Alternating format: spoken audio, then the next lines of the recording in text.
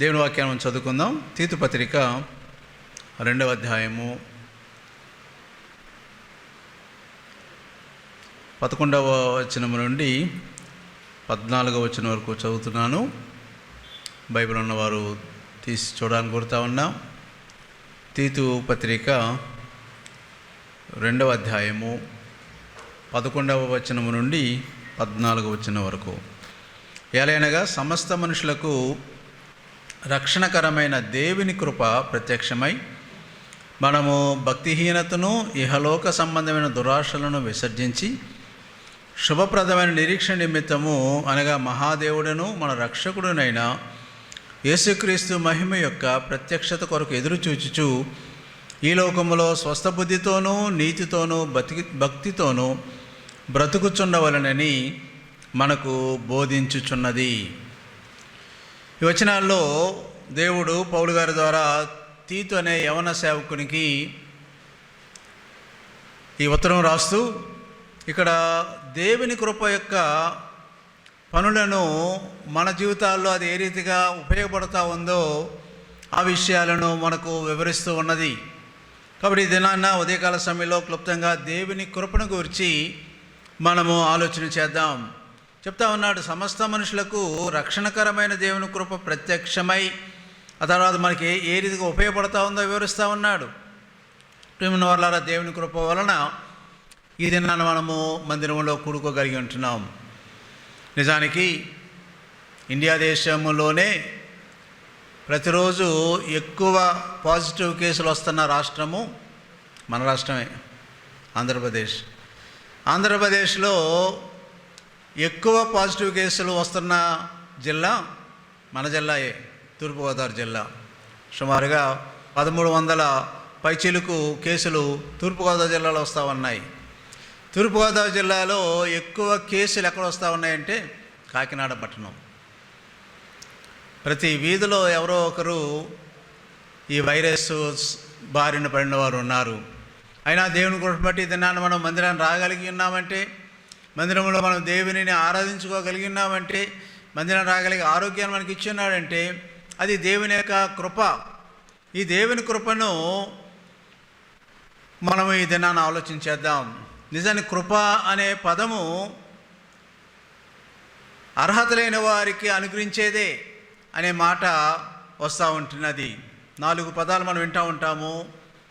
Veg అంటే మన జీతము, ప్రైజ్ మనం చేసిన దానికి ఒక ప్రైజ్ లాగా వస్తూ ఉంది గెలిస్తే. తర్వాత అవార్డు, చక్కగా మనం జీవించగలిగితే కొన్ని అవార్డులు ప్రభుత్వం ప్రకటిస్తూ ఉంటారు. 4వది గ్రేస్. వేజ్ అంటే జీతం, అంటే మనం రోజంతా కష్టపడిన దానికి, లేక వారం అంతా కష్టపడిన దానికి, లేక నెలంతా కష్టపడిన దానికి మనలను ఎవరైతే జీతాన్ని పెట్టుకున్నారో వారు ఇచ్చే జీతం, మనకు చేసిన పనికి తగిన జీతం.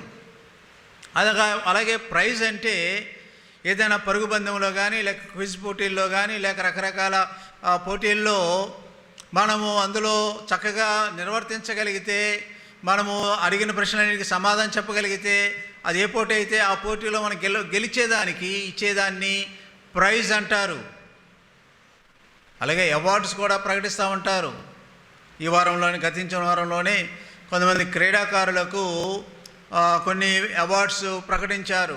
అంటే వారి జీవితాల్లో వారు చేసిన పనికి తగిన అవార్డును ప్రభుత్వం వారు కానీ, కొన్ని సంస్థల వారు కానీ ఇస్తూ ఉంటారు. కానీ గ్రేస్ అంటే, కృప అంటే ఎటువంటి అర్హత లేకపోయినా సరే, ఎటువంటి యోగ్యత లేకపోయినా సరే వారికి ఉచితంగా ఇచ్చేదాన్నే కృప అన్నారు. ఈ రోజున ఆ కృపను బట్టి మనం దేవుని బిడ్డలుగా మార్చబడ్డాము.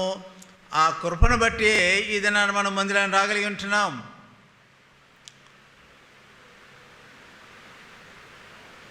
ఒక కుర్రవాడు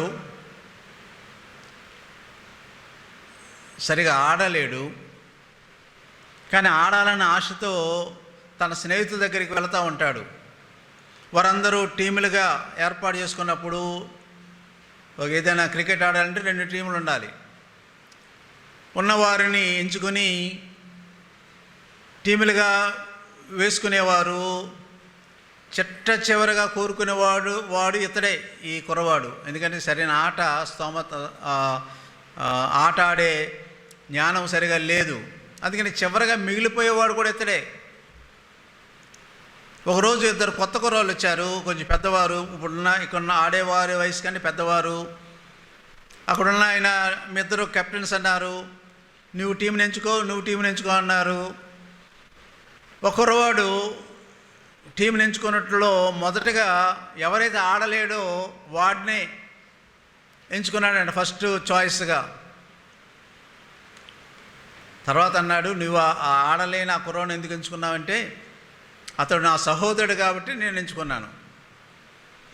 నిజానికి మనలో ఏ స్తోమత, ఏ అర్హత, ఏ యోగ్యత లేకపోయినప్పటికీ దేవుడు ఆయన బిడ్డలుగా మనల్ని ఎంచుకున్న దానినే కృప అనే మాట మనం దేవుని వాక్యంలో చూస్తూ ఉంటాం. 3 విషయాలు ఇక ఉదయకాల సమయంలో ఆలోచించేద్దాం.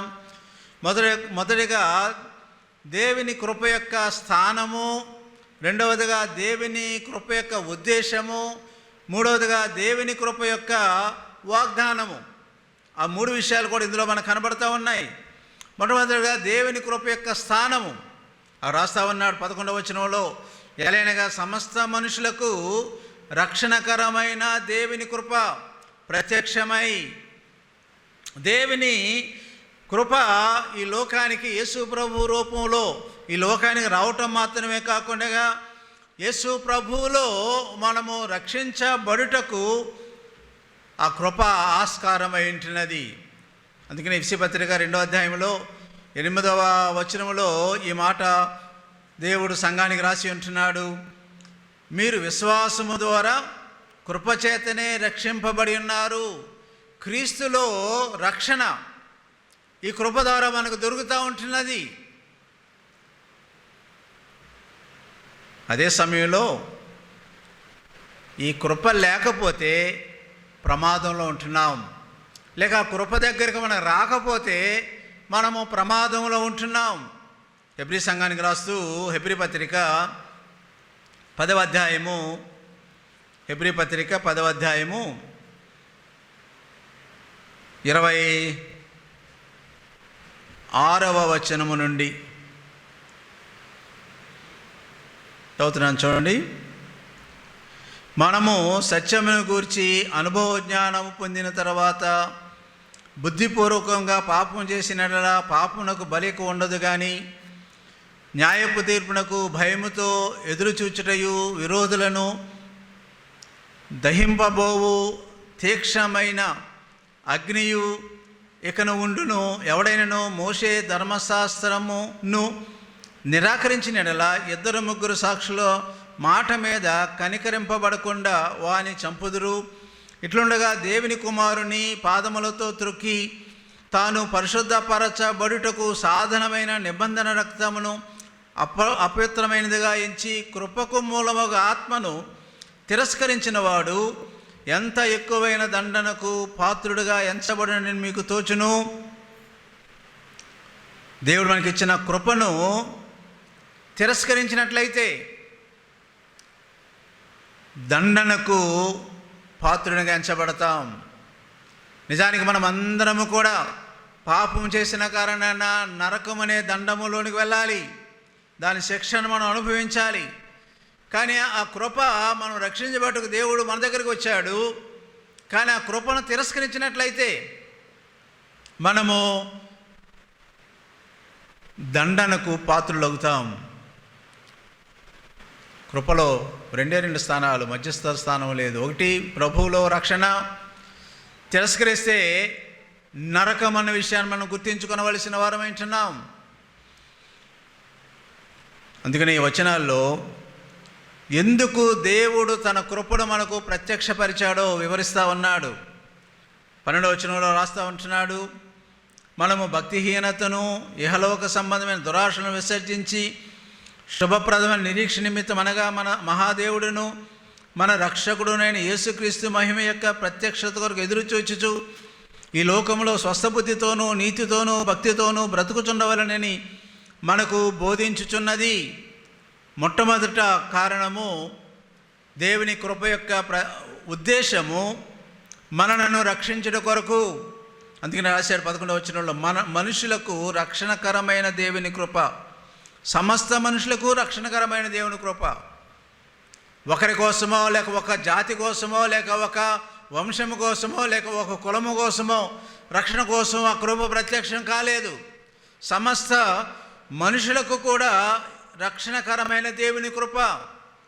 ఈ రోజుల్లో క్రైస్తవ సంఘాల్లోనే బోధించే ఒక బోధ ఏంటంటే, ఎవరైతే ఎన్నుకొనబడ్డారో వారే రక్షించబడతారు, మిగిలిన వారందరూ కూడా తృణీకరించబడి నరకానికి వెళ్ళవలసిందే అని చెప్పే బోధలు ఉన్నాయి. కానీ యేసు ప్రభు యొక్క కృప సమస్త మనుషులకు రక్షణకరమైన దేవుని కృప.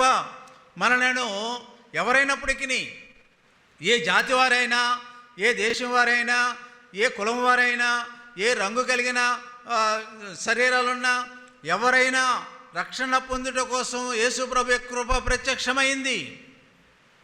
ఎఫ్సి పత్రిక 2వ అధ్యాయం 5వ వచనంలో ఈ మాట మనకు రాయబడి ఉంటున్నది. ఎఫ్సి పత్రిక 2వ అధ్యాయము 5వ వచనము 4-5 కలిసి ఉంది.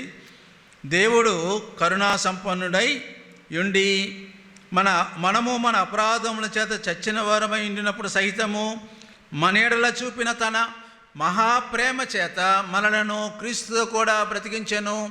కృపచేత మీరు రక్షింపబడి ఉన్నారు. కృపచేత మీరు రక్షింపబడి ఉన్నారు. ఈ రోజున యేసు ప్రభు కృపను బట్టి మనమందరం కూడా రక్షించబడ్డాం. మనకు కంఠస్థ వచనము చాలామందికి తెలుసు. యోహాను 3:16లో దేవుడు లోకాన్ని ఎంతో ప్రేమించాడు. ఎంతమంది కోసం చనిపోయాడంట? ఎంతమంది ఆయనకు వస్తారో వారందరి కోసం చనిపోయాడు. అపోస్తుల కార్యాలు 15వ అధ్యాయము, అపోస్తుల కార్యములు 15వ అధ్యాయము 11వ వచనము. ప్రభు అయిన యేసు కృప చేత మనము రక్షణ పొందుదమని నమ్ముచున్నాము కదా. పౌలు గారు తన సువార్త యాత్రలో తన దగ్గర వచ్చిన వారితో మాట్లాడుతూ ఉన్నాడు. ప్రభు అయిన యేసు కృప చేత మనం రక్షించబడతా ఉన్నాం. రోమాపత్రిక 3వ అధ్యాయము 24వ వచనము. రోమాపత్రిక 3వ అధ్యాయము 24వ వచనము. కాబట్టి నమ్మువారు ఆయన కృపచేతనే క్రీస్తు యేసునందలి విమోచనము ద్వారా ఉచితముగా నీతిమంతులని తీర్చబడుచున్నారు. యేసు ప్రభువును నమ్ముడు ద్వారా ఆయన కృపచేతనే మనము నీతిమంతులుగా తీర్చబడుతూ ఉన్నాం. నిజానికి కృప అనే ఈ పదము పాత నిబంధనలో 39 సార్లు రాయబడింది. కొత్త నిబంధనలో 131 సార్లు రాయబడింది. కృప అనే పదం మనకు కనబడుతూ ఉంటుంది. కృప లేకపోతే మనము రక్షించబడేవారమే కాదు, కృప చేతనే మనము రక్షింపబడి ఉంటున్నాం. తీతు పత్రికలోనే 3వ అధ్యాయంలో కూడా ఈ మాట రాయబడుతూ ఉంది. తీతు పత్రిక 3వ అధ్యాయము 5వ వచనము. మనము నీతిని అనుసరించి చేసిన క్రియల మూలముగా కాక తన కనికరం చెప్పుననే, కనికరం అనే పదం అక్కడ కృప అనే పదం ఉంటుంది ఇంగ్లీష్లో. పునర్జన్మ సంబంధమైన స్నానము ద్వారాను పరిశుద్ధాత్మ మనకు నూతన స్వభావం కలుగజేయడం ద్వారాను మనం రక్షించెను. మనం ఆయన కృప వలన నీతిమంతులమని తీర్చబడి, దేవుని కృపను బట్టియే, మనం చేసిన క్రియల మూలంగా కాదు, ఆయన కృపను బట్టియే మనము రక్షించబడుతూ ఉన్నాము. ఈ రోజున యేసు ప్రభు యొక్క కృప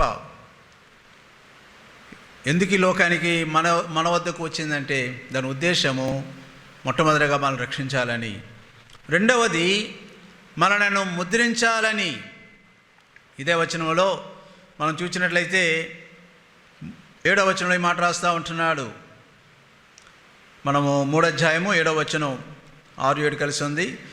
మనం ఆయన కృప వలన నీతిమంతులుగా తీర్చబడి నిత్య జీవమును గూర్చిన నిరీక్షణను బట్టి దానికి వారసుల మగుటకు ఆ పరిశుద్ధాత్మ మన రక్షకుడైన యేసుక్రీస్తు ద్వారా ఆయన మన మీద సమృద్ధిగా కుమ్మరించెను. నిత్య జీవమును గూర్చిన నిరీక్షణను బట్టి దానికి వారసులగుటకు.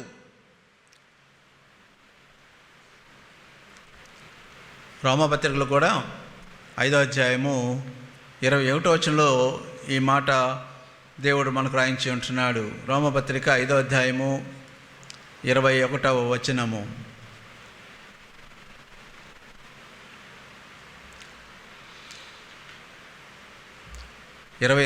మరియు అపరాధములను విస్తరించినట్లు ధర్మశాస్త్రం ప్రవేశించెను, అయినను పాపము మరణమును ఆధారం చేసుకుని ఎలాగూ ఏలెనో అలాగే నిత్యజీవము కలుగుటకై నీతి ద్వారా కృపయు మన ప్రభువైన యేసుక్రీస్తు మూలముగా ఏలు నిమిత్తము పాపం అక్కడ విస్తరించెనో అక్కడ కృప అపరిమితముగా విస్తరించెను. మనం కృపచేత ఈ దినాన్న భద్రపరచబడుతూ ఉన్నాం. ఇద్దరు సహోదరులు యేసు ప్రభువులో ఆయన రక్షణ స్థిరమైనది అన్న విషయం గురించి మాట్లాడుకుంటూ ఉన్నారు. ఒక ఆయన ఏమన్నాడంటే, దేవుని బిడ్డ దేవునితో ఉన్నంతకాలము క్షేమంగా ఉంటాడు, దేవుని వదిలి ఆ ఓడలాంటి భద్రత నుండి సముద్రంలోనికి దూకేస్తే అతడు నాశనం అవుతాడు అని అంటున్నాడంట. ప్రక్కనున్న మరొక వ్యక్తి దానికి జవాబు ఏమిస్తున్నాడంటే, నా జీవితంలో జరిగిన సంఘటన నీకు చెప్తాను, జాగ్రత్తగా విను. నేను మా అబ్బాయి సరదాగా చేపలు పట్టడం కోసం సముద్రంలో ఓడలో వెళ్ళాం, చిన్న పడవలో.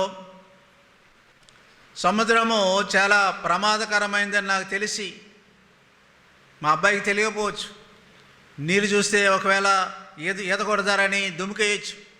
అందుకనే నేను వాడి ప్రక్కనే నేను కూర్చుండి వాడిని సముద్రంలో పడకుండగా నేను గట్టిగా పట్టుకున్నాను.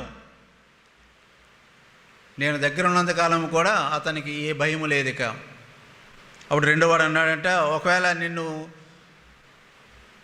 వదిలించుకొని అందులో దుమికేస్తే, అప్పుడంట నేను ఎటువంటి వాడు నీకు అర్థం కావట్లేదేమో, నా అబ్బాయి ఎంత హుషారు వచ్చి దుమకాలని ప్రయత్నం చేసినా నా చేతిలోంచి వాడు బయటకు దుమకలేడు.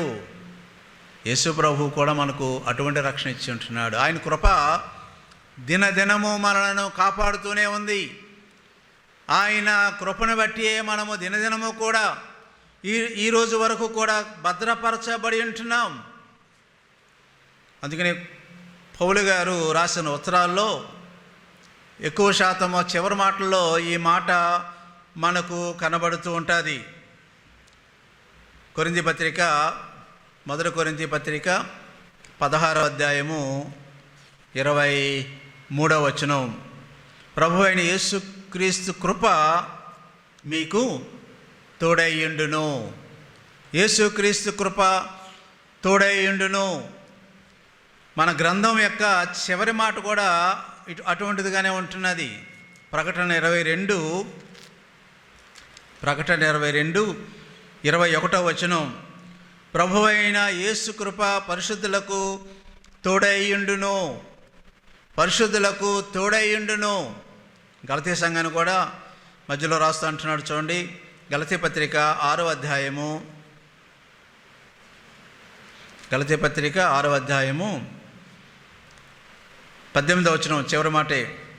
సహోదరులారా, మన ప్రభు అయిన యేసుక్రీస్తు కృప మీ ఆత్మతో ఉండునుగాక. అనేక సందర్భాలు ఈ మాట కనబడుతూ ఉంది. దేవుని కృప మనతో ఉంటున్నది. నిజానికి మనము ముద్రించబడ్డాం. పరిశుద్ధాత్మ ద్వారా మనము ఆయన రాకడ వరకు కూడా ముద్రించబడ్డాం. ముద్ర అనే పదం ఇంగ్లీష్లో సీల్ అని ఉంటున్నది.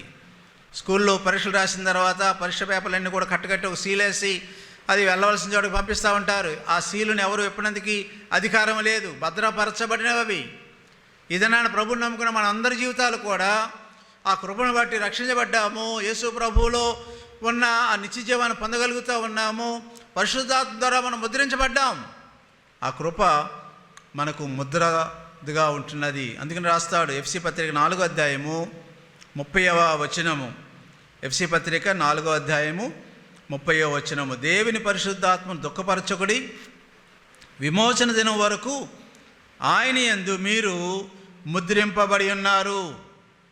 విమోచన దినం వరకు కూడా మీరు ముద్రింపబడి ఉంటున్నారు. కృప యొక్క ఉద్దేశం మనల్ని రక్షించాలని, రెండవది కృప యొక్క ఉద్దేశము మనలను ముద్రించాలని, మూడవది ఇందాక మనం చదివిన వచనంలోనే తీతు పత్రిక 2వ అధ్యాయము 12వ వచనంలో మనము భక్తిహీనతను, ఇహలోక సంబంధమైన దురాశలను విసర్జించి శుభప్రదమైన నిరీక్ష నిమిత్తము, అనగా మన దేవుడును మన రక్షకుడునైన యేసుక్రీస్తు మహిమ యొక్క ప్రత్యక్షత కొరకు ఎదురు చూచుచు ఈ లోకంలో స్వస్థ బుద్ధితోనూ నీతితోనూ భక్తితోనూ బ్రతుకుతుండవలనని మనకు బోధిస్తూ ఉంది. ఇంగ్లీష్లో టు షో అని అంటాడు. లోకానికి మనలను ఆయన బిడ్డలుగా చూపించుకొనుట కొరకు దేన్ని వదిలిపెట్టి భక్తిహీనతను తీసివేసి దురాశలను విసర్జించి ఆయన రాకడ కొరకు ఎదురు చూచే బిడ్డలుగా మనలను చూపించిన మాత్రమే కాకుండా లోకానికి ఆయన సొత్తుగా మనము కనబడాలని ఆ కృప మన జీవితాల్లో దినదినము పనిచేస్తూనే ఉంటున్నది. మనము పరిశుద్ధత నుండి అతి పరిశుద్ధలోనికి వెళ్ళుట కోసం దేవునితో ఉన్న సంబంధాన్ని బట్టి, దేవుని వాక్యం సంబంధాన్ని బట్టి మన జీవితాల్లో మార్పును కలగజేస్తూ ఉంటున్నది. అపొస్తలుల కార్యాలు 6వ అధ్యాయము 8వ వచనము. అపొస్తలుల కార్యం 6వ అధ్యాయం 8వ వచనం. స్టెఫను కృపతోనూ బలముతోనూ నిండినవాడై ప్రజల మధ్య మహత్కార్యములను గొప్ప సూచక్రియలను చేయుచుండెను. స్టెఫన్ అనే ఆ పరిచారకుడు దేవుని కృపతో నింపబడిన కారణాన దేవుని కొరకు వాడబడ్డాడు. కృప మనలను దేవుని కొరకు వాడుకునేదిగా ఉంటున్నది. కృప మనలను ఆయన మహిమార్థమై నిలబెట్టేదిగా ఉంటున్నది. ఈరోజు దేవుని కృపను కలిగిన మనము అందుబాటులో ఉన్న కృపను వాడుకొని ప్రభు కొరకు సాక్షులుగా జీవించగలుగుతూ ఉన్నామా? 1 కొరింథీ పత్రిక 15వ అధ్యాయము 10వ వచనం కూడా అటువంటి మాట కనబడతా ఉంది. 1 కొరింథీయులకు రాసిన మొదటి పత్రిక 15వ అధ్యాయము 10వ వచనం. అయినను నేను ఏమై ఉన్నానో అది దేవుని కృప వలననే అయి ఉన్నాను, మరియు నాకు అనుగ్రహింపబడిన ఆయన కృప నిష్ఫలము కాలేదు. నేను ఇప్పుడు ఏమై ఉన్నానో దేవుని కృపను బట్టియే. ఇప్పటికే ఆసియా ప్రాంతాలు అనేక చోట్ల సువార్తను ప్రకటించాడు. ఈ ఉత్తరం రాసే సమయానికి మాసిదోనియా ప్రాంతంలో కూడా అనేక ప్రాంతాల్లో తాను సువార్తను ప్రకటించి సంఘాలను కట్టి ఉంటున్నాడు. తాను నేను ఏమై ఉన్నానో అదంతా కూడా దేవుని కృపను బట్టి అని సాక్ష్యము చెప్పగలుగుతూ ఉన్నాడు. నాకు అనుగ్రహింపబడిన కృప నిష్ఫలము కాలేదు. ఈరోజు దేవుడు మనకిచ్చిన కృప నిష్ఫలమైన విధంగా ఉంటున్నదా?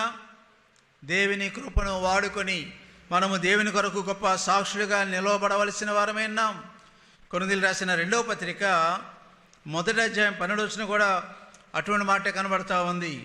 మా అతిశయం ఏదనగా లౌకిక జ్ఞానము అనుసరింపక దేవుడు అనుగ్రహించు పరిశుద్ధతతోనూ నిష్కాపట్యముతోనూ దేవుని కృపనే అనుసరించి లోకములో నడుచుకుంటుమనియు విశేషముగా మీ ఎడలను నడుచుకుంటుమనియు మా మనసాక్షి సాక్ష్యం ఇచ్చుటయే. లోక జ్ఞానాన్ని బట్టి మేము నడుచుకోలేదు, దేవుని కృపనే అనుసరించి మేము ఎదుట నడుచుకున్నాము. దేవుని కృప మనలను ఆయన కొరకు సాక్షిగా వాడుకుంటా ఉంది. దేవుని కృప మనలను అనేక మంది ముందు మాదిరికరంగా వాడుకుంటూ ఉంటున్నది. ఈరోజు అటువంటి దేవుని కృప మనం కూడా కలిగి ఉంటున్నాము. దేవుని కొరకు ఏ రీతిగా వాడబడుతూ ఉన్నాము? తెస్సలోనికీయులకు రాసిన 2వ పత్రికలో కూడా 1వ అధ్యాయము 11-12 వచనాలు ఈ మాట కనబడుతూ ఉంది. అందువలన మన దేవుని యొక్కయు ప్రభువైన యేసుక్రీస్తు కృప చొప్పున మీ యందు మన ప్రభువైన యేసు నామమును ఆయనందు మీరును మహిమనొందునట్లు ఆయన కృపను బట్టి మనము ఆయనను మహిమపరుస్తాం అన్న మాట్లాడి కనబడతా ఉన్నాయి. మీరు దేవునిని మహిమపరుస్తూ ఉన్నారు. ఈరోజు ఏ రీతిగా మనము దేవుని కొరకు వాడబడే వ్యక్తులుగా ఉంటున్నాం. ఆయన కృప నిజానికి పాపం విస్తరించే చోట ఆయన కృప ఇంకొనో విస్తరిస్తూనే ఉంది. కనుకనే దేవుని కృపను బట్టి మనము రక్షించబడిన మనము దేవుని కొరకు జీవించే వారంగా ఉండవలసిన వారమై ఉంటున్నాం. మన లోటుపాట్లు సరి చేసుకుంటూ దేవుని కృపను అధికంగా పొందిన వారమై దేవుని కొరకు జీవించవలసిన వారమై ఉంటున్నాం.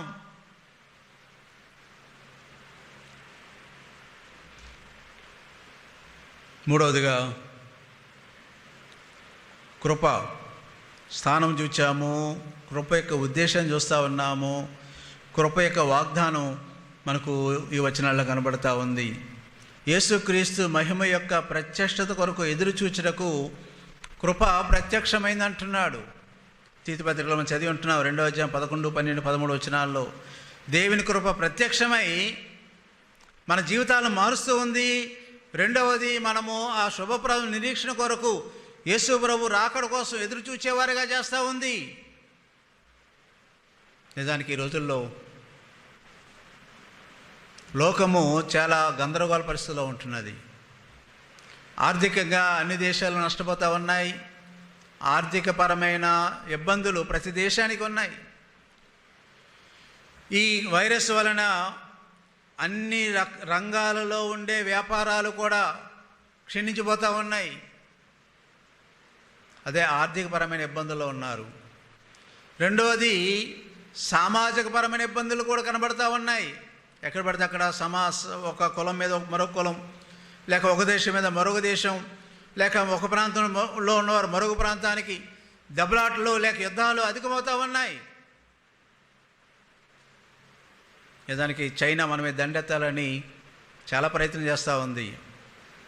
నిన్న దినాన్ని కూడా మన రక్షణ మంత్రి ప్రకటించారు, చాలా సన్నద్ధంగా ఉండాలి. చైనా ఏ క్షణాన్ని సరే మన మీద యుద్ధానికి రావచ్చు. వారు బార్డర్లో యుద్ధ విమానాలని, యుద్ధ సామాగ్రిని చాలా ఎక్కువగా తీసుకొస్తూ ఉన్నారని నిన్న కూడా రక్షణ మంత్రి గారు మన సైనికులకు ఉద్దేశించి సిద్ధంగా ఉండాలి.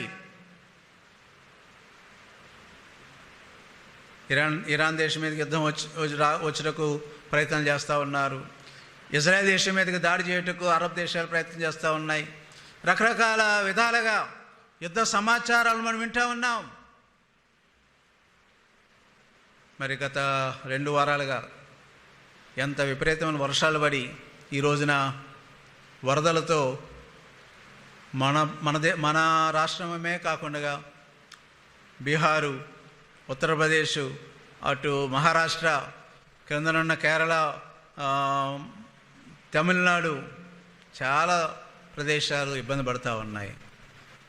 ఇంత జ్ఞానం ఉన్న ఈ రోజుల్లో సరైన మందులు లేక అనారోగ్యంతో బాధపడేవారు ఉన్నారు. ఇంత జ్ఞానం కలిగి కూడా పంటలు పండించగలిగే స్థితి కూడా కరువులు కాటకాలు ఇంకా చాలా ఎక్కువగా ప్రపంచంలో విస్తరిస్తూ ఉన్నాయి. రెండవ రాకడ దినములలో మనము జీవిస్తూ ఉన్నామన్న విషయాన్ని గుర్తుంచుకోవాలి. ఇటువంటి సమయంలోనే ప్రభు వచ్చే ఆసన్నము అధికంగా ఉంటున్నది. ఈ రోజుల్లో దగ్గర 5 నెలలుగా 1, 2 లేక 4, 5 వారాలు తప్ప 5 నెలలుగా మందిరాలు మూయబడ్డాయి. యేసు ఏమన్నా అంటే, నేను వచ్చే దినాన్న మనుషుల్లో విశ్వాసాన్ని కనుగొంటానా అన్నాడు. లైవ్ ప్రోగ్రాలకి చాలామంది అలవాటు పడిపోయి మందిరాలకి రాలేకపోతూ ఉన్నారు. ఒక రకమైన భయం ఉంటున్నది. మనుషుల మధ్య తిరిగితే వైరస్ సోకుతుందేమని భయం ఒకటి ఉంటున్నది. ఏదేమైనా సాతానుడు తన కార్యాన్ని చేసుకుంటా ఉన్నాడు. దేవుని మందిరానికి దేవునితో సంబంధాన్ని దూరం చేయాలని సాతానుడు రకరకాలుగా ప్రయత్నం చేస్తూ ఉన్నాడు. 44 వచనం అంటాడు, మత్తయి సువార్త 24:44 వచనం, మీరు అనుకోనని గడియలో మనుష్య కుమారుడు వచ్చును గనుకనే మీరును సిద్ధముగా ఉండడి. ప్రభు త్వరగా రాబోతా ఉన్నాడు. నిజానికి చరిత్రలో ఈ సమయం కంటే మరొక సమయం అంత దగ్గరగా ఉన్నట్టుగా మనం గమనించలేం. ఇప్పుడే రెండవ రాకడకు చాలా సమీపంగా ఉన్నట్లుగా పరిస్థితులన్నీ కూడా చూపిస్తూ ఉన్నాయి. మొన్న మధ్యన ఒక వీడియో వాట్సాప్లో తిరుగుతూ ఉంది. ఒక రకమైన వ్యాక్సిన్ తయారు చేస్తూ ఉన్నారు ఒక కంపెనీ. అది చాలా సులువుగా ఎవరికి వారే వైరస్ వ్యాక్సిన్ ఇచ్చేసుకోవచ్చంట. అరచేతుల మీద, ఈ మడిం మీద వారు పంపించేది స్టిక్కర్ అనమాట. అది అంటించుకుని పై పప్పర తీసేస్తే ఆటోమేటిక్గా మనం వ్యాక్సినేషన్ అయిపోయినట్టుగానే అది భావిస్తూ ఉంది. ఎందుకంటే దాంట్లో చిన్న చిన్న మందులలో చిన్న చిన్న సూదులు లాంటివి ఉంటాయి. మనకు తెలియకుండానే, మన స్పర్శకు తెలియకుండానే అది మనలోనికి ఆ మందు వెళ్ళి ఈ వైరస్ బారి నుంచి కాపాడబడతాం. కానీ దాంట్లో ఒక చిన్న ట్రిక్ ఉందంట. మనం ఏం చేస్తున్నామో, ఎక్కడికి వెళ్తున్నామో అవన్నీ కూడా ఇందులో వేయబడిన ఆ కెమికల్ ద్వారా అది ఇతరులకు లేక అధికారులకు తెలియపరచబడతా ఉంది. ఎంతమంది వ్యాక్సిన్ చేసుకున్నారో కూడా తెలుస్తుందంట. అంటే అంత్యక్రియ వచ్చేటప్పటికి మనుషులను ఎలా కంట్రోల్ చేయాలో అదొక ఉదాహరణగానే మనకు కనబడతా ఉంది. అది తయారవుతుంది, అతి త్వరలోనే అందరికీ సప్లై చేయబడుతుందని ఆ వీడియో చూపిస్తూ ఉంది. భయంకరమైన దినాల్లో ఉన్నాం. 666 ముద్ర వేసుకునే రోజులు త్వరలోనే రాబోతూ ఉన్నాయి. ఈ రోజున మనము ప్రభు రాకడ కొరకు సిద్ధపడిన వారిగా ఉంటున్నామా? దేవుని కృప ప్రత్యక్షమై ఆయన రాకడకు ఎదురు చూచేవారంగా మనం చేస్తూ ఉంది. ఈ రాకడకు ఎదురు చూస్తున్న సమయంలో నీతితోనూ భక్తితోనూ స్వస్థబుద్ధితోనూ బ్రతికే అవకాశం మనకు కలిగిస్తూ ఉంటున్నది. ఈరోజు ప్రభువు నమ్ముకున్న మనము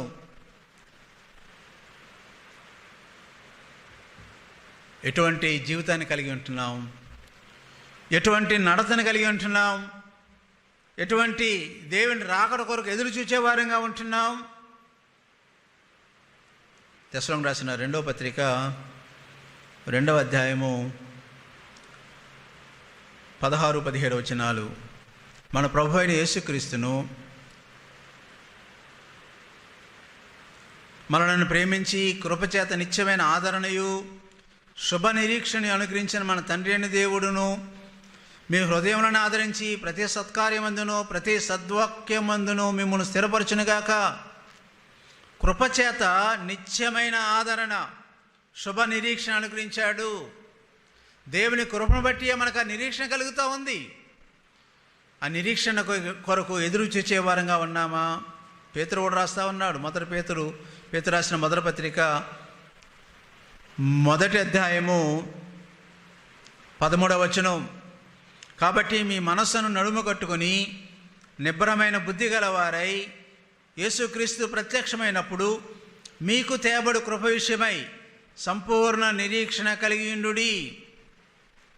యేసుక్రీస్తు ప్రత్యక్షమైనప్పుడు మీకు తేబడు కృప. ఈరోజు కృప మనలను ఆయన రాకడ కొరకు సిద్ధపరిచేదిగా ఉంటున్నది.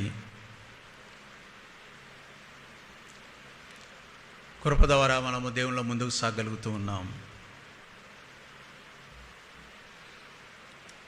2 టీములు బేస్బాల్ ఆడుతూ ఉన్నాయంట. బేస్బాల్ అంటే కొంచెం క్రికెట్ లాంటిదే కానీ కొంచెం భిన్నంగా ఉంటుంది.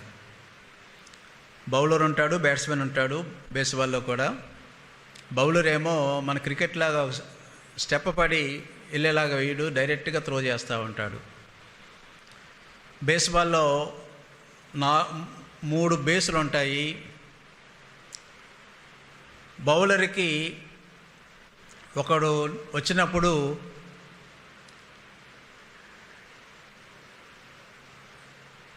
6 బాళ్ళు మాత్రం వేయగలిగే అవకాశం ఉంది. తర్వాత వాడు అవుట్ అయినా అయిపోవాలి, లేకపోతే ఒక బేస్కి వెళ్ళిపోతూ ఉంటాడు. ఆ బాల్లో ఏంటంటే బౌలర్ వేసేటప్పుడు అక్కడ ఒక కింద స్టంప్ ఉంటుంది. దాన్ని తిన్నగా విసిరినప్పుడు ఒకవేళ బ్యాట్ చేయకపోతే ఒక అవుట్ అంటాడు. అలాగా 3 అవుట్లు వస్తే వాడు అవుట్ అయిపోతాడు. లేకపోతే ఆ తిన్నగా వేయకుండా పక్కకు వేస్తే ఒకవేళ బ్యాట్స్మెన్ వదిలేస్తే అలాగా 4 వస్తే వాడు బేస్కి వెళ్ళిపోవచ్చు. అలాగా 4 బేసులు తిరిగితే ఒక రన్ అయిపోద్ది. ఒక ఆయన కథ చెప్పాడు. అంటే దీనికి సందర్భంగా సాతాను టీము యేసుప్రభు టీం ఆడుతూ ఉన్నారంట. మొత్తం 10 ఇన్నింగ్లు ఆడతారు. 4 గంటలు అయిపోద్ది ఆ గేమ్ అంతా. 9వ లాస్ట్ ఇన్నింగ్ వచ్చారు. సాతాన్ టీము 0 ఇంతవరకు ఒక రన్ కూడా చేయలేదు. యేసుప్రభు టీం కూడా ఒక రన్ కూడా చేయలేదంట. ఒక ఇన్నింగ్లో 3 అవుట్ అయితే ఇన్నింగ్ అయిపోద్ది. ఇప్పటికే 2 అవుట్ అయిపోయారు. ఇంకోటి అవుట్ అయితే గేమ్ అయిపోద్ది. ఎవరు గెలవరంటే అంటే ఎందుకంటే సాతాన్ టీంకి 0, యేసుప్రభు టీం కూడా 0 అంట. ఇప్పుడు కోచ్ ఆ నిలబడి చూస్తూ ఉన్నాడు. అవుట్ అయిపోయిన తర్వాత ఒకరిని పంపించాలి. యేసుప్రభు కూడా పక్కన నిలబడ్డాడంట. ఇప్పుడు లవ్ అనే బ్యాట్స్మెన్ పంపించారంట. వాడు వచ్చిన తర్వాత ఒక హిట్ ఇట్టాడు, ఒక సింగిల్ రన్ తీశాడు. అంటే ఫస్ట్ బేస్కి వెళ్ళాడు అనమాట. తర్వాత ఫెయిత్ అనే బ్యాటర్ని పంపించారంట కోచు యేసుప్రభు యొక్క సలహా మీద. ఫెయిత్ ఏమో కూడా చాలా జాగ్రత్తగా ఆడి లవ్ లాగే ఒక రన్ను తీటుకు ఒక బాల్ను కొట్టాడు. బాల్ కొట్టినప్పుడు ఫెయిత్లో ఉన్నవాడు ఆ బేస్ నుంచి వేరే బేస్కి వెళ్తాడు, వీడేమి ఈ బేస్కి వెళ్ళిపోతాడు. అంటే రెండు బేసులు లోడ్లో ఉన్నాయి. తర్వాత గ్రేస్ అనే తర్వాత గాడ్లీ విజ్డమ్ అనే 3వ బ్యాట్స్మెన్ వస్తాడు. ఇందులో ఎవరు అవుట్ అయిపోయినా మొత్తం ఇన్నింగ్స్ అయిపోద్ది. గాడ్లీ విజ్డము చాలా జాగ్రత్తగా ఆడి వాడు వేసే బాళ్ళు డైరెక్ట్గా రావట్లేదు కాబట్టి వదిలేశాడు. అలాగే 4 బాల్ వేసాడు. 4 బాల్ వేస్తే ఏమైపోద్ది, వీడు ఆటోమేటిక్గా ఫస్ట్ బేస్కి వెళ్ళిపోతాడు. అంటే వాడు ఫస్ట్ బేస్ ఉన్నవాడు సెకండ్ బేస్కి వచ్చేస్తాడు, సెకండ్ బేస్లో ఉన్నవాడు థర్డ్ బేస్కి వచ్చేస్తాడు. అంటే దాన్ని ఏమంటారంటే బేస్ లైన్ లోడ్లో ఉన్నాయి. ఇప్పుడు ఒక్కడు ఫుల్ రన్ చేస్తే 4 రన్స్ వస్తాయన్నమాట అప్పుడు. ఎందుకంటే థర్డ్ బేస్ వాడు ఫోర్త్ బేస్కి వచ్చేస్తాడంటే 1 రన్ అవుద్ది. సెకండ్ బేస్ వాడు థర్డ్ ఫోర్త్ కలిపి 1 రన్ అవుద్ది. ఫస్ట్ బేస్లో ఉన్నవాడు 2వ బేసు 3వ బేసు టచ్ చేసుకుని 4వ బేస్కు రాగలడు అంటే హోమ్ రన్ చేస్తే. ఇప్పుడు బేసెస్ ఫుల్గా ఉన్నాయి, ఎవరిని పంపించాలి అనుకున్న టైంలో ప్రభు సలహా ఇచ్చాడంట, గ్రేస్ని పంపించు, కృపను పంపించు. కోచ్ అనుకున్నాడు, ఏంటి ఆట సరిగా రాదు, ఆడు చాలా చిన్నోడు, మొత్తం మనం గేమ్ పోద్దేమో అనుకున్నాడంట. కానీ గ్రేస్ రావటంలోనే చాలా బలంగా వచ్చిన బాల్ని కొట్టాడంట. బౌండరీలో ఉన్న వ్యక్తి దానిని అందుకోవాలని చూస్తూ ఉన్నాడు. అందుకుంటే క్యాచ్ చేస్తే అవుట్, మొత్తం 4 కూడా అవుట్ అయిపోయినట్లు లెక్కే. బౌలర్ అనుకుంటున్నాడు సాతానుడు, అక్కడున్నవాడు చాలా గట్టివాడు, తప్పనిసరిగా ఆ బాల్ని క్యాచ్ చేయగలడు. బౌండరీ దగ్గర ఉన్నాడు. ఆ బాల్ చాలా వేగంగా వచ్చిన కారణాన 2 గౌజులు పట్టుకోవాలనుకున్నాడు. గ్లౌజులోంచి దూరిపోయి తన తల మీద పడి ఆడు కింద పడిపోయాడు. బౌండరీ దాటిపోయింది. అంటే ఒక హోమ్ రన్ అన్నమాట. అంటే 4 బేస్కి 4వ బేస్కి వచ్చేస్తారు. అంటే 4 రన్లు కొట్టారు. ఆ తర్వాత ప్రభు అడుగుతాడంట ఎవరిని, కోచ్ని, లవ్, ఫెయిత్, గాడ్లీ, తర్వాత గ్రేసు ఎందుకు పంపమని నేను కోరి ఉంటున్నానంటే, ఒకవేళ లవ్ ఒక హోమ్ రన్ చేస్తుంటే గెలిచిపోయేవారే. ఒకవేళ ఫెయిత్ అనేది ఒక హోమ్ రన్ చేస్తుంటే గెలిచిపోయేవారే. లేకపోతే గాడ్లీ విజ్డమ్ అనేది ఒక హోమ్ రన్ కొట్టుంటే, అంటే బౌండరీ దాటుంటే ఒక రన్ను ఫుల్గా తిరిగేయచ్చు, గెలిచేవారే. కానీ వారు ఎందుకు కొట్టలేకపోయారంటే గ్రేస్ వస్తేనే వారు రన్స్ చేయగలిగారు. ఒకవేళ లవ్ చేసుంటే నా యొక్క మంచి పనుల ద్వారా, నేను ప్రేమగా ఉన్న జీవితాన్ని బట్టి, లేక నాకున్న విశ్వాసాన్ని బట్టి, లేక నాకున్న జ్ఞానాన్ని బట్టి నేను గెలిచాను అని మానవుడు అనుకోకుండా దేవుని కృప మనకు తోడుగా ఉంటున్నది. లేక దేవుని కృపను బట్టి మనము ఏమై ఉన్నామో అది అయి ఉంటున్నాం. అనగా రక్షణ పొందుటకు దేవుని కృప మనకు సహాయపడుతూ ఉంది. మన పాపాల నుండి విడిపించడం మాత్రమే కాకుండా మనలను ఆయనతో కూర్చొనిబెట్టింది దేవుని కృప. బిల్లీ గ్రహం గారు ఓ సంఘటన జరిగింది ఆయన జీవితంలో. ఆయన డ్రైవ్ చేసుకుంటూ ఒక మీటింగ్కి వెళ్తూ ఉన్నాడు. సడన్గా పోలీసు వాడు వెనక వచ్చి ఆపాడు ఆయన కారుని, లైట్లు వేసుకొని ఆపాడు. పోలీసు వాడి దగ్గరికి వచ్చాడు. ఏమిటి మీరు అంత స్పీడ్గా వెళ్తున్నారు ఏంటని అడిగాడంట. అవును, కొంచెం లేట్ అయిందని స్పీడ్గా వెళ్తూ ఉన్నాను అన్నాడంట. స్పీడ్గా వెళ్తున్నందుకు టికెట్ రాసి ఇచ్చాడు, చలానా. మీరు పలానా రోజున కోర్టుకు రావాలి, చలానా కట్టాలంటే కోర్టుకు వెళ్ళాలి. అక్కడ ఆ రోజు కోర్టుకు వెళ్ళాడు. జడ్జి గారు అడిగారంట, మీరు గిల్టీయా నాన్ గిల్టీయా అని. అంటే తప్పు చేశారా తప్పు చేయలేదా? కొంతమంది చెప్తారు అటువంటి సమయంలో నేను తప్పు చేయలేదు, పోలీసులు అనవసరంగా నన్ను పట్టుకున్నాడు అంటూ ఉంటారు.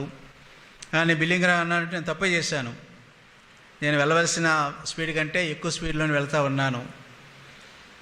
అయితే మీరు 10 మైళ్ళు అక్కడున్న స్పీడ్ లిమిట్ కంటే ఎక్కువ వెళ్తూ ఉన్నారు కాబట్టి $10 కట్టాలన్నాడంట.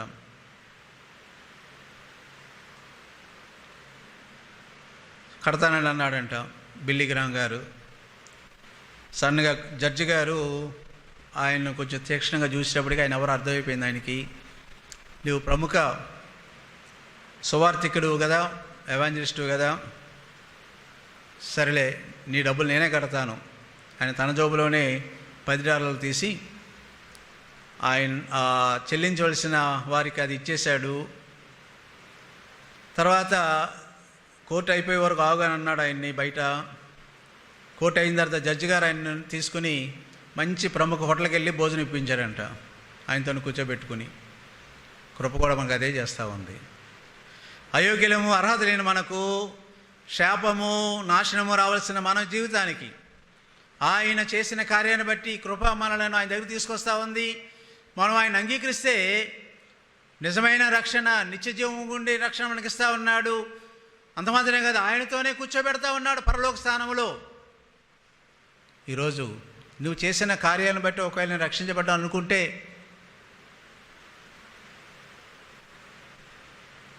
ఆ ఫెయిత్, లవ్, గాడ్లీ విజ్డమ్ అనే బ్యాట్స్మెన్ గెలిచినట్టుగా ఉండేదేమో ఒకవేళ వాళ్ళు కొట్టుంటే. కానీ గ్రేస్ కొట్టిన దాన్ని బట్టి వారు 3 రన్ తీశారు. గ్రేస్ కూడా రన్ తీసి వారు టీంని గెలిపించడం. ఈ రోజున మనము దేవునిలో ఉండుట కొరకు, జీవితంలో జయజీవితంలో ఉండే వరకు కృపకారణను గుర్తించిన వారమై ఆ కృపను అంగీకరించిన వారంగా ఉన్నామా? ఏదో తల్లిదండ్రుల యొక్క జీవితాన్ని బట్టి దేవుని బిడ్డను అనుకుంటున్నావేమో, లేక మందిరానికి వెళ్ళి క్రమంగా వెళ్ళటం బట్టి నేను దేవుని బిడ్డను అనుకుంటున్నా ఉన్నావేమో, లేకపోతే మందిరంలో వారు నాకు బాప్తీసం ఇచ్చిన కారణం నేను దేవుని బిడ్డను అనుకుంటా ఉన్నావేమో, లేక నువ్వు చేసిన మంచి కార్యాలను బట్టి నువ్వు దేవుని బిడ్డను అనుకుంటా ఉన్నావేమో. నువ్వు ఎలా రక్షించబడ్డావు నాకు తెలియదు, కానీ నిజంగా నీ కోసం ప్రభు చనిపోయాడని నమ్మి ఆయన దగ్గరకు వస్తే మాత్రం నువ్వు రక్షించబడ్డావు. నీవు శాశ్వతంగా కాపాడబడే దేవుని బిడ్డవు. ఆయనతో నిత్యము కూడా పరలోకం కూర్చొని పెట్టే స్థానంలో నువ్వు ఉంటావు. కానీ ఇంతవరకు నీవు రక్షించబడకపోతే, ఇటువంటి దేవుని వాక్యంలో చెప్పిన రక్షణ నీకు లేకపోతే, నీ సొంత కార్యాలను బట్టి నువ్వు చేసిన పనులను బట్టి నువ్వు నమ్ముతా ఉన్నట్లయితే అది నీకు రక్షణ కాదు, మోసపూరితమైన రక్షణలో ఉంటున్నావు. చనిపోయిన తర్వాత పరలోకం వెళ్ళవు, నరకానికి వెళతావు. ఇక్కడ ఎంత మంచి సమాజ్ చేయబడినా, క్రైస్తవ సమాజ దొడ్లోనే సమాజ్ చేయబడినా నీవు నరకానికే వెళతావు. ఈ ఉదయకాల సమయంలో నీవు ప్రభువుని నమ్ముకుంటావా? ప్రభు బిడ్డగా మార్చబడతావా? ఆ కృప ఉద్దేశము మనలను రక్షించాలని, ఆ కృప మనలను ముద్రించాలని, ఆ కృప మనలను దేవుని కొరకు సాక్షులుగా వాడుకోవాలని కోరుకుంటా ఉంది. దాని వాగ్దానం కూడా మనకు ఉంటున్నది. శుభప్రదమైన నిరీక్షణ మనకి ఇస్తూ ఉంది. ఈరోజు ఎటువంటి కృపలో నీవు ఎదుగుతూ ఉన్నావు? కళ్ళు మూసుకుందాం, తలలో వంచి ప్రార్థన చేసుకుందాం.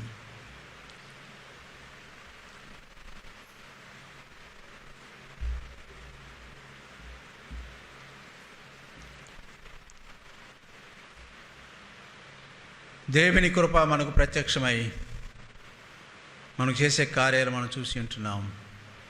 మనం రక్షిస్తూ ఉంది, మనలను ఆయనలో ముద్రిస్తూ ఉంటున్నది, మనలను ఆయన కొరకు సాక్షులుగా వాడుకోవాలని కోరుకుంటా ఉంది. ఈరోజు మనం రక్షించబడ్డామా? మరి ముద్రించబడిన మనము దేవుని కొరకు సాక్షులుగా ఉండగలుగుతూ ఉన్నామా? ఇహలోక సంబంధమైన అపవిత్రతను విడిచి దేవునిలో నీతితో భక్తితో బ్రతకాలని మనకు నేర్పిస్తూ ఉంది. ఈరోజు ఏ రీతిగా ప్రభు కోసం జీవిస్తూ ఉన్నాం? ఈ రెండవ రాకడ దినాల్లో, ప్రభు అతి త్వరగా వచ్చే ఈ దినాల్లో ప్రభు కొరకు సాక్షులుగా జీవించే వారంగా ఉండగలుగుతూ ఉన్నామా? ఒకరు రక్షించబడకపోతే, నిజముగా రక్షించబడకపోతే, మన పాపంలో ఒప్పుకొని ఆయన రక్షకుడు అంగీకరించి ఉండకపోతే నువ్వెన్ని సంవత్సరాల మందిరానికి వస్తావన్నా అది వ్యర్థమే. నీ నీతి కార్యాలు నిన్ను రక్షించలేవు, నీ భక్తి కార్యాలు నిన్ను రక్షించలేవు. ఈరోజైనా నువ్వు ప్రభు నేను పాపిని నన్ను క్షమించు అని ప్రార్థన చేస్తావా? ఎవరో పెద్దలు బాప్తీసం ఇచ్చారని నీవు బాప్తీసం మీద నమ్ముతా ఉన్నావా? లేక నా తల్లిదండ్రులు క్రైస్తువులు కాబట్టి నేను క్రమంగా మందిరానికి వస్తూ ఉన్నాను కాబట్టి నేను క్రైస్తువుని అనుకుంటా ఉన్నావా? మన హృదయాన్ని పరీక్ష చేసుకుందాం. జీవితం మారినట్లయితే సంతోషం. జీవితం మారకుండా ఇంకా మనము మోసపూరితం భక్తిలోనే ఉన్నట్లయితే దేవుడు ఈ ఉదయకాల సమయం మనతో మాట్లాడుతూ ఉన్నాడు. ఆయన కృప అందుకొరకే మనకు ప్రత్యక్షమైంది. కృపాసత్య సంపూర్ణుడిగా మన మధ్య నివసించాడు యేసు ప్రభు. ఆయన కృప అంటే ఏంటో తెలియపరచుటకు యేసు ప్రభు రూపంలో ఆయన మన మధ్య ఉన్నాడు. ఆయన అంగీకరిద్దాం. ప్రేమ కలిగిన తండ్రి, కృప కలిగిన దేవ, ఉదయకాల సమయంలో మీ పాసంగా వస్తూ ఉంటున్నాం. అర్హత లేని మమ్మలను, యోగ్యత లేని మమ్మలను మీరు మమ్మల్ని ప్రేమించి మమ్మల్ని రక్షించాలని, మా శాపాన్ని తీసివేసి మీ బిడ్డలుగా చేసుకోవాలని కృపగా మీరే ప్రత్యక్షమై ఉంటున్నారు. మీ కృపను బట్టి మేము రక్షించబడగలుగుతూ ఉన్నాం. మీ కృపను బట్టి మేము భద్రపరచబడి ఉన్నాం. మీ కృపను బట్టి మేము మీ కొరకు సాక్షులుగా వాడబడాలని మీరు కోరుకుంటా ఉన్నారు. మీ కృప మీ రాకడ కోసం సిద్ధం చేస్తూ ఉంది. ఏదైనా అటువంటి జీవితాన్ని కలిగిన వారమై మేము ముందుకు సాగుటకు కృప దయచేయమని సమయంలో మందిరానికి వచ్చిన ప్రతి వారిని బట్టి పొందాజనిస్తూ ఉంటున్నాం. ఎవరైతే రాలేక ప్రభా ఈ కార్యక్రమాన్ని టీవీల ద్వారా లేక యూట్యూబ్ ద్వారా చూస్తూ ఉన్నారో, లేక సహవాసంలో వారు ఎవరెవరైతే చూస్తూ ఉన్నారో వారందరినీ దర్శించి మీ యొక్క సహాయము, మీ కాపుదల, మీ భద్రత, మీ నింపుదల మాకు అనుగ్రహించమని యేసుక్రీస్తు నామమున అడుగుచున్నాము తండ్రి. ఆమేన్. మన తండ్రి అయిన దేవుని ప్రేమ, ప్రభు అయిన యేసుక్రీస్తు వారి కృప, పరిశుద్ధాత్మ యొక్క అన్యోన్య సహవాసము మనందరితో సదాకాలము తోడై నడిపించునుగాక. ఆమేన్.